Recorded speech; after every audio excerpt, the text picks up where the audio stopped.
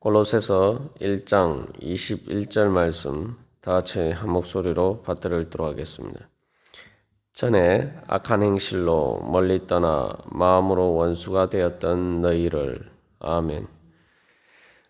우리가 우리의 과거가 어떠했는지 제대로 알아야지 그 잘못된 과거를 청산할 수가 있습니다. 우리가 어제 이 말씀을 통해서 예수를 믿기 이전에 하나님과 화목하게 되기 이전에 우리의 상태가 이에 대해서 첫 번째로 멀리 떠나, 즉 하나님과 소외되고 또 하나님과 관계에서 이방인처럼 그렇게 했던 우리의 상태들에 대해서 살펴보았습니다. 그리고 두 번째로 그 멀리 떠난 상태에 대해서 좀 더 구체적으로 이야기를 할 때 마음으로 원수가 되었다라고 이야기하고 있습니다. 이것은 단순히 멀리 떠나 이방인이 되었고 소외되었다는 정도를 넘어서 더 이렇게 하나님과 대적하는 원수가 되었다라는 거죠. 그래서 우리가 이것도 쉽게 알 수 있는 것은 하나님의 의 앞에서 우리의 악한 행실이 드러날까 봐 두려워하고 또 그렇기 때문에 또 그것을 싫어하고 또한 그렇기 때문에 한 걸음 더 나가서 미워하게 되는 그런 상태까지 나가게 되는 거죠. 우리가 현실의 일상의 생활에서도 우리의 부족함이나 또 우리 자신의 어떤 죄에 대해서 드러내는 것에 대해서 좋아하는 사람은 거의 없죠. 그리고 대부분의 경우에는 그것에 대해서 분노하면서 그 사람과 원수가 되기가 쉽습니다. 또 실제로 또 신앙과 관련해서도 일반 사람들은 그냥 무관심합니다만 무신론자들은 단순히 그들이 하나님을 믿지 않을 뿐만 아니라 그 예수를 믿는 사람들에 대해서 공공연하게 적개심을 드러내기도 합니다. 우리가 그런 일반적인 상황과 관련해서 나는 그렇게 하나님을 미워하거나 하나님과 원수가 되지 않았는데 우리가 이렇게 생각할 수가 있어요. 나는 예수 믿기 전이라고 해서 그렇지는 않았는데 우리가 이렇게 생각할 수가 있습니다. 그러나 성경은 분명히 증거하기를 너희가 예수를 십자가에 못 박았다라고 이야기를 하고 있죠. 우리의 그 과거의 상태에 대해서 그렇게 이야기하고 있어요. 그렇기 때문에 우리가 예수를 십자가에 못 박은 자라는 것은 바로 하나님과 원수되었던 자라는 것을 보여주고 있죠. 그래서 여기서 우리가 마음으로 원수가 되었다라는 것에 대해서 정확하게 좀 더 우리 자신에게도 이렇게 내가 정말 예수를 믿지 않는 불신앙 가운데 있는 것이 하나님과 마음으로 원수된 상태에 있었다라는 것을 제대로 깨달아 알아야지 우리가 오늘 하나님과 화목한 관계 안에 거할 수가 있습니다. 그래서 우리의 그런 상태를 또 잘 보여주는 것이 야고보서 4장 4절에서도 세상을 사랑하면 하나님과 원수된 줄을 알지 못하느냐라고도 이야기하고 있죠. 이 야고보서 4장 4절의 말씀은 믿지 않는 불신자들에 대한 이야기가 아니라 이미 예수를 믿는 성도들에 대해서 이야기를 하는 거죠.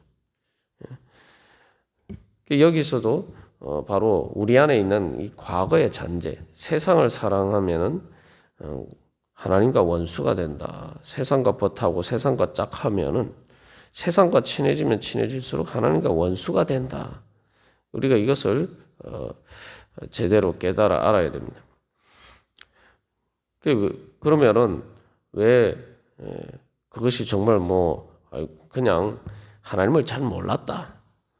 이렇게 이야기하는 정도가 아니라 왜 하나님과 원수가 되었다라고 이야기하느냐. 그것은 바로 앞에서 예수 그리스도께서 모든 만물을 창조하시고 다스리시고 또 모든 그 주권을 행사하신다라는 관점에서 보면은 우리가 그 의미들을 쉽게 알 수가 있는 거죠. 그래서 예를 들면은 지금 왕이 있는데 현재 나라를 다스리고 있는 왕이 있는데 그 왕의 주권을 인정하지 않으면은 그게 바로 그 왕과 원수가 되는 거죠.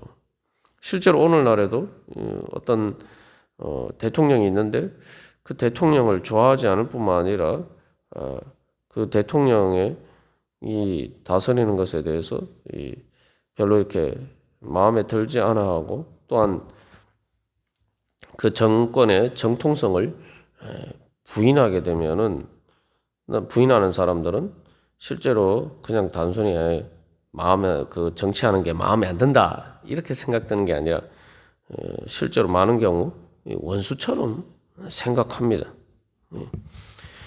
그래서 우리가 바로 하나님과의 관계에 있어서 내가 예수 그리스도의 주권 가운데서 내가 살지 않고 그것을 인정하지 않으면은 실제로는 반역자와 같은 관계이고 그리고 또한 현실이나 역사 속에서도 보면은 이 반역자들은 바로 그 왕과 원수가 될 수밖에 없는 거죠.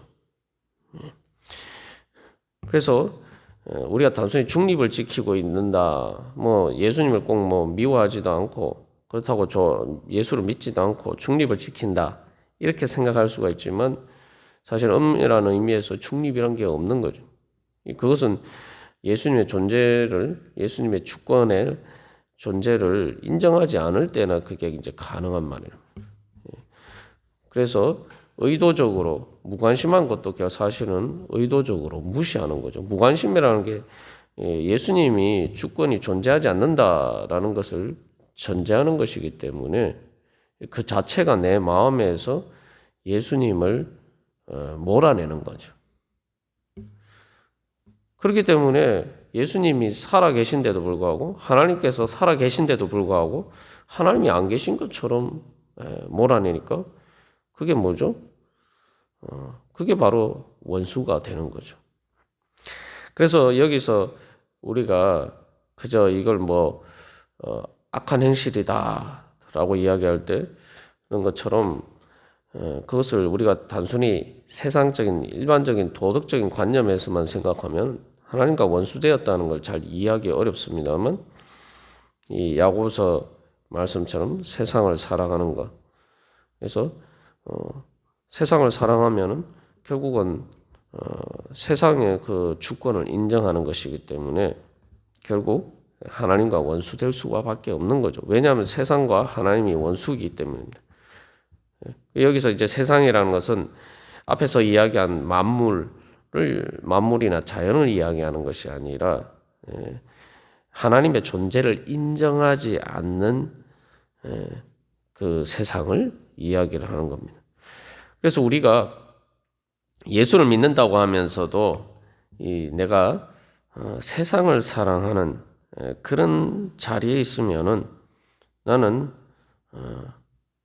의도했던 의도하지 않았던 하나님과 원수가 될 수밖에 없다는 것을 우리가 기억해야 됩니다.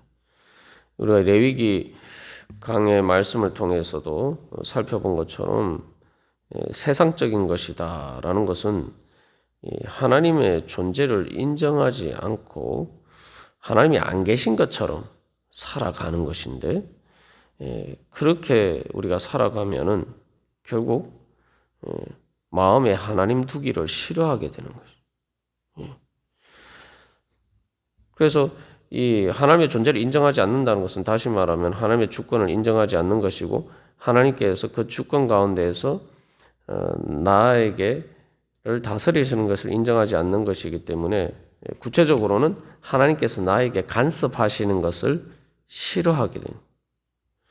우리가 예를 들면은 오늘날도 그런 경우들이 있습니다만 길에 지나가다가 담배를 피는 청소년들에게 담배를 피지 말라고 이렇게 이야기하면은 상당히 큰 문제가 되는 경우들이 많죠. 뭐 실제로 그렇게 간섭을 하다가 폭행을 당하는 어른들이 폭행을 당하는 그런 일도 우리가 뉴스에서 접할 수가 있습니다만, 그게 사실은 그런 청소년들의 입장에서는 그 아이들을 위해서 말하는 거지만 그렇게 어떻게 그렇게 이렇게 권면했을 때에 그것에 대해서 오히려 적개심을 가지고 그렇게 권면한 사람을 공격한단 말이죠. 그게 바로 하나님과 우리가 원수된 상태들을 아주 잘 보여주는 예입니다. 우리가 나는 하나님과 하나님을 나 그렇게 미워하지 않았어 이렇게 얘기할지 모르지만 하나님께서 바로 그 주권 가운데서 우리에게 말씀하실 때에 그것들을 무시하고 그것에 대해서 하나님께서 나에게 개입하실 때에 그것을 거부하면 결국 바로 그러한 하나님과 원수된 상태에 있는 거죠. 그래서 우리가 세상 가운데 살다 보면은 그래서 점점 하나님과 멀리 떠나게 될 수밖에 없습니다. 거리가 점점 멀어질 수밖에 없어요. 우리가 이것도 미처 생각하지 못하는 문제인데 세상의 흐름이라는 게 있습니다. 우리가 인생을 살아가면서 가만히 있으면은 그냥 세상의 흐름에 따라서 떠내려 가기 마련이. 그러다 보면은 그 세상의 흐름이라는 게 이제 하나님과 반대되는 흐름으로 떠내려 가기 마련입니다. 그래서 단순히 우리가 의도적으로 세상적인 관점에서 보기에도 죄가 되는 그런 죄를 짓지 않더라도 우리가 그런 세상의 흐름에 그냥 우리 자신을 내맡기면은 결국 우리가 세상의 흐름에 따라서 하나님과 점점 멀어질 수밖에 없습니다. 그래서 우리가 이 하나님 앞에 가까이 나아가는 것을 방해하고 하나님과 멀어지게 만드는 그 장애물들은 세 가지로 우리가 살펴볼 수가 있는데, 죄가 있고, 그 다음에 또 중요한 것은 우리의 몸, 육신이 있습니다. 우리의 몸도 우리의 육신도 하나님 앞에 영적으로 나아가는데 큰 장애물이 되죠. 그래서 그 육신을 통해서 우리가 모든 감각이나 보고 듣고 느끼는 것, 이것이 이제 중심이 되는 것이 그게 바로 이제 세상적인 거죠. 결국 그렇게 되면 하나님에 대한 예배를 거부하고 마음에 하나님 두기를 싫어하기 때문에, 그래서 그런 세상의 흐름에 따라 살다 보면은 점점 하나님과 멀어지게 되어 있습니다. 그렇기 때문에 사도 바울이 사실은 과거에 대해서 굳이 이야기를 할 필요가 없는데 왜 골로새 교회 교인들에게 그들의 과거의 상태에 대해서 이야기를 하느냐? 그것은 바로 그러한 과거가 단순히 과거로 머물러 있는 게 아니라 나의 현재에 계속 영향을 미치는, 관성처럼 영향을 미치는 힘으로 작용하기 때문입니다. 다시 말하면 골로새 교회 교인들은 예수 그리스도 안에 있지만 그러나 그들은 동시에 또한 세상 가운데 있단 말이죠.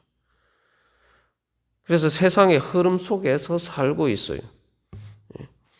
그렇기 때문에 이 세상의 흐름에 영향을 받을 수밖에 없고, 그 세상의 흐름의 영향에서 사실은 벗어나서 이제 예수님을 향해서 반대 방향으로 나아가고 있는데, 그럼에도 불구하고 여전히 그들에게 미치는, 또 오늘날 우리들에게 미치는 그 세상의 영향력은 여전하단 말이죠. 그래서 이 세상 가운데 있기 때문에 골로새 교회 교인들이 같이 살아가는 그 사람들은 다 하나님과 원수된 상태에서 살아가고 하나님과 점점 멀어지는 그런 흐름 속에서 살아간단 말이죠. 그래서 거기에서 영향을 받지 않고 오히려 그 흐름을 거슬러서 주님께 더욱더 가까이 나아가기 위해서는 우리가 믿음 가운데서 우리의 마음의 방향성이 정확하게 굳건하게 확립이 되어야 되는 거죠. 그래서 우리가 다시 한번 내 마음 가운데 그 하나님과 내가 원수된 적이 언제 그런 적이 있느냐 이렇게 생각할 것이 아니라 내가 예수를 십자가에 못 박았구나. 내가 그런 자인데 하나님께서 나를 하나님과 화목하게 만드셨는데 내 안에 아직도 그렇게 청산되지 않은 그 과거의 잔재들이 있지 않나. 또 나도 모르게 부지부식간에 하나님 마음에 하나님 두기를 싫어하고 예수님의 주권에 따라서 행하지 않고 하나님 예수님의 뜻에 따라서 내 자신을 드리지 않고 내가 세상을 사랑하면서 하나님을 배제하고 그렇게 내가 세상을 따르면서 살지 않았는가. 우리가 돌이켜보면서 오늘도 주님, 저는 주님께 더욱더 가까이 나가기를 원합니다.